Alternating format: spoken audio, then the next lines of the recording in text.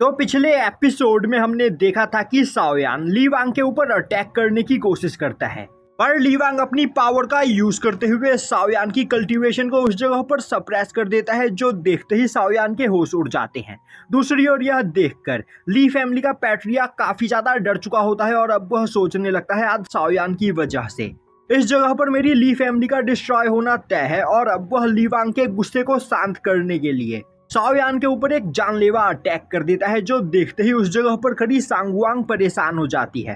तभी ली वांग अपनी पावर का यूज करते हुए पैट्रियार्क के अटैक को ब्लॉक कर लेता है और बोलता है आज मैं यहाँ ऑप्शन हाउस में बस ट्रेजर खरीदने के लिए आया था और मैं नहीं चाहता हूँ कि मेरी वजह से यहाँ पर कोई खून खराबा हो। वहीं पर ली वांग मन ही मन सोच रहा होता है अगर इस ओल्ड मैन ने साओयान को यहाँ पर मार दिया होता तो मैं साओयान के पास मौजूद फॉर्चून पॉइंट उससे नहीं छीन पाता। अच्छा हुआ कि मैंने साओयान को यहाँ पर मरने से बचा लिया। तभी पैट्रियार्क बो डाउन करते हुए बोलते हैं मास्टर ली वांग, आप सच में बहुत ही ज्यादा उदार हो जो आप यहाँ पर साओयान की इतनी बड़ी गलती को भी माफ कर रहे हो।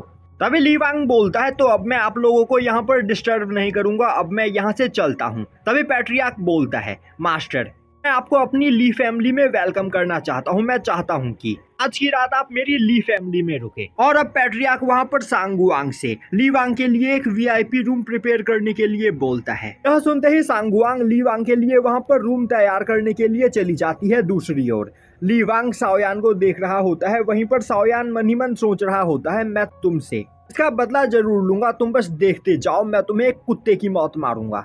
अब ली वांग का रूम तैयार करने के बाद सांगवांग ली वांग को उसके रूम की ओर ले जाने लगती है। वहीं पर वह रास्ते में ली वांग को थैंक्स करते हुए बोल रही होती है कि ली वांग सच में एक बहुत ही ज्यादा काइंड पर्सन है जो उसने यहाँ पर साओयान को जान से नहीं मारा और वह इसके लिए हमेशा ली वांग की शुक्रगुजार रहेगी। साओयान एक अच्छा बच्चा है, बस बचपन से ही उसके अंदर स्पिरिचुअल एनर्जी नहीं थी, जिस वजह से हमारी फैमिली के सभी लोग उसे बुली किया करते थे। और आज से कुछ दिनों पहले ही साओयान ने यहाँ पर अपनी कल्टीवेशन जर्नी को स्टार्ट किया है और यहाँ पर साओयान की पावर इतनी जल्दी जल्दी बढ़ रही है कि वह अपनी खुशी को यहाँ पर कंटेन नहीं कर पा रहा है। ली वांग बोलता है मैं यह बात अच्छे से समझ सकता हूँ, क्योंकि मैंने भी जब अपनी कल्टीवेशन जर्नी को स्टार्ट किया था तब मैं भी इसी तरह काफी ज्यादा एक्साइटेड था, पर मैं यहाँ पर यह देखकर काफी ज्यादा हैरान हूँ कि साओयान की कल्टीवेशन काफी स्पीड से बढ़ रही है। और तो और साओयान के पास एक बहुत ही अच्छी अल्केमी नॉलेज भी है। तो मैं जानना चाहता हूँ कि क्या साओयान के पास एंशिएंट अल्केमी ब्लड लाइन है। सांगवांग बोलती है नहीं, साओयान के पास कोई भी अल्केमी ब्लड लाइन नहीं है। तभी ली वांग बोलता है तो कहीं पिछले कुछ दिनों में यहाँ पर साओयान के साथ कोई एक्सीडेंट तो नहीं हुआ। यह सुनते ही सांगवांग वहां पर कुछ सोचने लगती है। तभी सिस्टम ली वांग को बताती है कि उसने सांगवांग के मन में शक का बीज बो दिया है, जिस वजह से अब सांगवांग साओयान के ऊपर शक करने लगी है। इसीलिए साओयान का 50 फॉर्चून पॉइंट माइनस होकर उसे मिल जाता है। और अब सिस्टम ली वांग को बताती है कि ली वांग का अब टोटल फॉर्चून पॉइंट 500 पहुंच चुका है, जिस वजह से अब वह यहाँ पर बिना किसी पनिशमेंट के चाइल्ड ऑफ डेस्टिनी को मार सकता है। यह सुनकर ली वांग काफी ज्यादा खुश होता है। तभी सिस्टम बोलती है 500 फॉर्चून पॉइंट कलेक्ट करने की खुशी में ली वांग को यहाँ पर एक रिवॉर्ड मिलता है। और अब सिस्टम ली वांग को एक मेमोरी फ्रैगमेंट देती है, जो मेमोरी फ्रैगमेंट ली वांग की बॉडी के ओरिजिनल ओनर की होती है। यह देखते ही ली वांग सोचने लगता है मुझे इस बॉडी के ओरिजिनल ओनर के बारे में यहाँ पर सब कुछ पता है, तो यह मेमोरी फ्रैगमेंट मेरे किसी भी काम की नहीं। अब सीन शिफ्ट होता है और हमें दिखाया जाता है कि साओयान सांगवांग को मिलने के लिए एक जगह पर बुलाता है। और अब जैसे ही सांगवांग उस जगह पर आती है वह उसके पास जाते हुए बोलने लगता है सांगवांग, वह ली वांग पर्सन मुझे कुछ ठीक नहीं लग रहा है, तो मैं चाहता हूँ कि तुम मुझसे दूर रहो। यह सुनते ही सांगवांग गुस्सा हो जाती है और बोलती है आखिर तुम मास्टर ली वांग के बारे में ऐसा कैसे बोल सकते हो, आज तुम यहाँ पर मास्टर ली वांग की ही वजह से जिंदा हो, तो तुम्हें मास्टर ली वांग का शुक्रगुजार होना चाहिए। तभी साओयान बोलता है ली वांग एक कमीना इंसान है और सांगवांग मैं देख सकता हूँ कि ली वांग की तुम्हारे ऊपर गंदी नजर है और अगर सब कुछ इसी तरह चलता रहा तो तुम्हारे फादर जबरदस्ती तुम्हारी शादी उसके साथ करवा देंगे। इसीलिए मैं चाहता हूँ कि तुम आज रात ही मेरे साथ यहाँ से भाग चलो।